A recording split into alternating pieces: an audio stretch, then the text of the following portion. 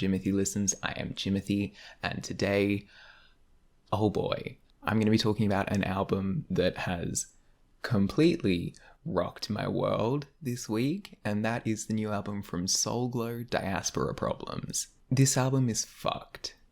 It's straight up fucked, and I don't even know where to start talking about it. My thoughts are going to be all over the place this video. I'm going to try and get it together as much as I can, but I need to talk about it because, oh my god, it's amazing. That's where I'll start. This album is amazing. You need to listen to it. It's coming from Soul Glo, an American hardcore punk band, which I know immediately is going to turn people off, and if that's you, your loss. Your loss, because this album is incredible. It's amazing. Every facet of it is incredible. The sound, the passion, the lyrics, the writing, the feel, everything about it is so good. It's a lot. It's intense. I would bet money on it being the most energetic album this year, if not, the most energetic album I have ever heard. It is just constant assault of noise directly at you the entire time. It's a lot. It is intense. It is overwhelming. It's in your face. It's incredible. It's ridiculous. It feels like being a punching bag that is being punched by a robot that can just go constantly, but it has the anger of a human. It has a human rage to it that is just terrifying. Even just on the sound end, wow, it's a lot. But there's a nuance and depth and uniqueness to each and every track just on the sound level.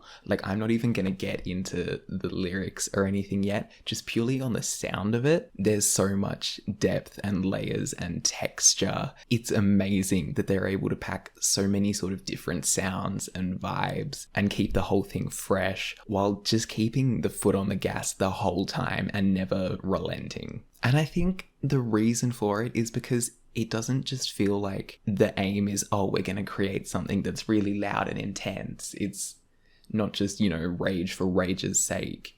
It's focused and it's pointed and it is going straight for the jugular. It isn't just an explosive outburst to the world. I mean, it partly is, but it's an explosion from one person or one band that's being pointed directly at something. So instead of just feeling like chaos all over the place, it feels like someone staring directly at you eye to eye and just screaming as loud as they can directly at you, not stopping, just putting all of their might into this scream without breaking eye contact, just keeping going until their lungs turn inside out, until they start collapsing, still not stopping, just watching them crumble out of pure hatred. It's intense and it's incredible. It feels deliberate. Everything feels so deliberate and planned and careful and detailed, even when it's crazy, chaotic noise.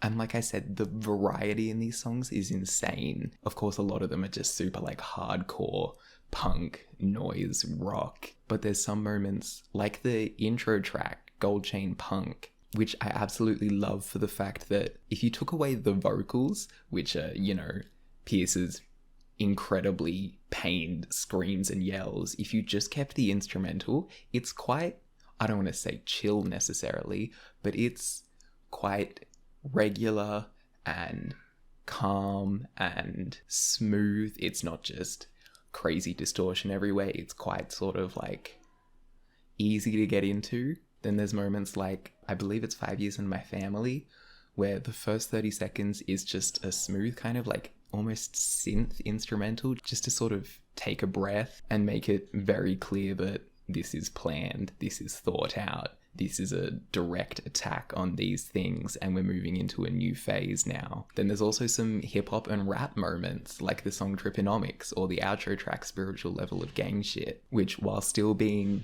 loud, aggressive, hardcore, switch from the punk aesthetic to a more hip hop aesthetic, Both these tracks also featuring amazing verses from guests on them that just elevate the cool factor and also make it a more communal thing rather than just one person being angry. It's a whole community of people who are angry and mad and want shit to change. It really is an incredible feeling. And this is where we sort of start to get into the themes of the album and the writing. I had to listen to it with the lyrics in front of me, obviously, because Pierce's vocals are extremely hard to understand. If you manage to figure out what he's saying without reading it, incredible. I'm not that clever, so I had to read it. Even if you don't want to listen to an album that is hardcore, chaotic, noisy punk, I would still suggest just reading the lyrics to these songs, because the perspective that Pierce has and the way that he's able to articulate these feelings is so incredible. A lot of these songs are more just poems than songs with straight lyrics. I especially love that a lot of the lyrics on Genius are written just in paragraphs. They're not line by line. It's just a paragraph. It's just, here is the thoughts that I'm getting out. And it touches on so many topics. These songs go from racial trauma to generational trauma to personal childhood trauma. Obviously, it's a lot of trauma. Like I said, it's an angry record. But the thing is, it's not just anger. It's always a reason. It's anger at specific things. It's less about I'm angry and more about here are things that need to be addressed. And rage is going to be the vehicle to get through it. These songs are written more emotionally and more beautifully than any, emotional ballad I've heard in the last few years. It's really quite painful in moments. In fact, a lot of the songs, reading the lyrics, it's not pleasant. Obviously, it's not pleasant. It's loud, aggressive anger at trauma. So it's obviously not going to be fun, but it is inspiring. And especially on some of the tracks like We Want's Revenge, it's a call to arms. It's anger and it's frustration and it's being fed up and deciding that something needs to be done, which, yeah, it do. I don't know if I've ever heard an album as politically relevant as this album to the times that we're in at the moment, and with such clever commentary. It's not just, hey, we should be a team and stop hating each other. It's, here's real problems, here's real solutions, and here's real fear if things don't change. This album is great at really expressing the fear that is felt from Pierce and the members of the band, which obviously I don't experience to the same level being a white person in Australia, but obviously even going above race, all of these things about income inequality, the,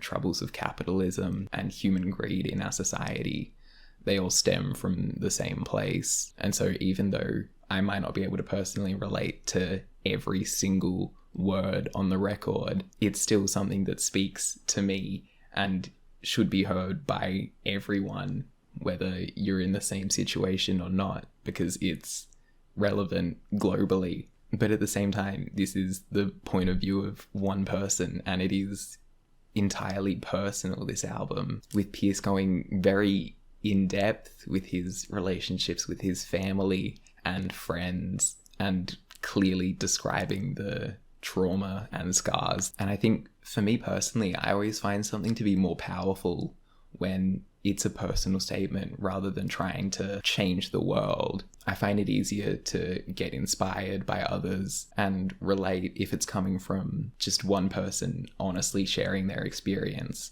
rather than saying, here's all of the things that I've set up to show to the world and fix everything. There's something so beautiful and so instantly connecting about just one person saying, I don't have the answers, but here is how I'm feeling. And that's what this album is. It's incredible. It's wonderful on every level. The sound, the themes, the everything. I'm surprised I've managed to get this many words out to describe it. Please, if you've made it this far, go listen to this album if you haven't. It is absolutely worth it. Go support Soul Glo. They deserve to be huge. And yeah, I don't really know how to end it. But listen to this album. Let's do it. Listen to it. All right, I'll leave this here. If you have heard this album, let me know what you think about it. I would love to hear your takes on it. I think there's so much good discussion that can be had about it. Subscribe for more music talk, and I'll see you next time. Catch ya.